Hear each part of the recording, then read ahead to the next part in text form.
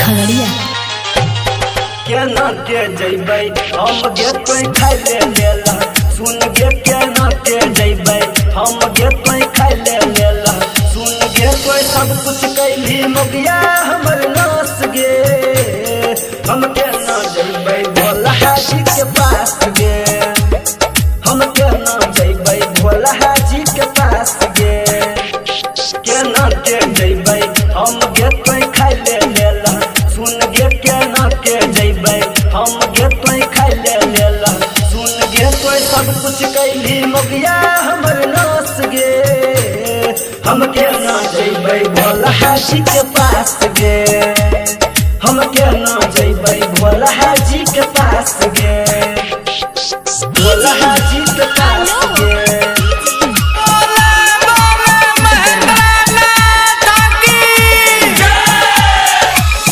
खैने रही कचरी मुढ़ी साथ में प्याज के, जैती बाबा धाम मगिया नहीं रहो याद गे, नहीं रहो याद गे।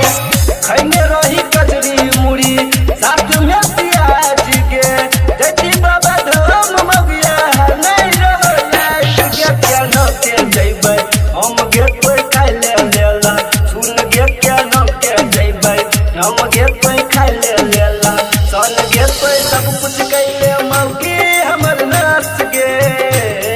हम केना जइबै भोला हाजी के पास गे, हम केना जइबै भोला हाजी के पास गे, भोला हाजी के पास गे।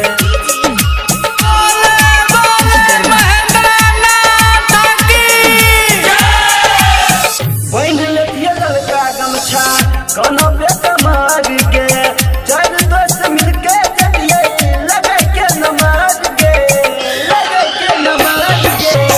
पहिन लेतिए लड़का गमछा कोनो बेटा मार के, चार दोस्त मिलके चलिए बाबा के नमाज गे। केना के जइबै हम गे कोई खाइ ले लेला, सुन गे केना के जइबै हम गे कोई खाइ ले लेला, सुन गे कोई सब कुछ कैले मौगी हमर नास गे। हम केना जइबै भोला हाजी के पास गे, हम केना जइबै भोला हाजी के पास गे, भोला हाजी के पास गे।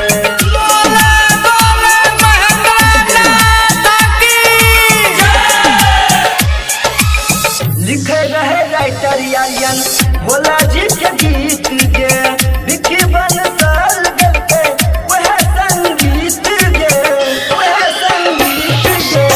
लिखे रहे राइटर यालियन भोला जी के गीत गे, विकी बंसल गल के वह संगीत गे। गणेश बोरा है साथ में गौरव बोरा है, साथ में प्रमोद बोरा है, साथ में इंगल बोरा है, साथ में बसवाला के ई रहले विश्वास गे।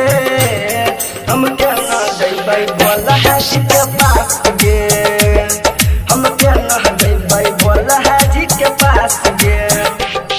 केना के जइबै हम गे तू खा ले लेला, सुन गे केना के जइबै हम गे तू खा ले लेला, सुन गे कोई सब कुछ कैली मोगिया हमर नास गे।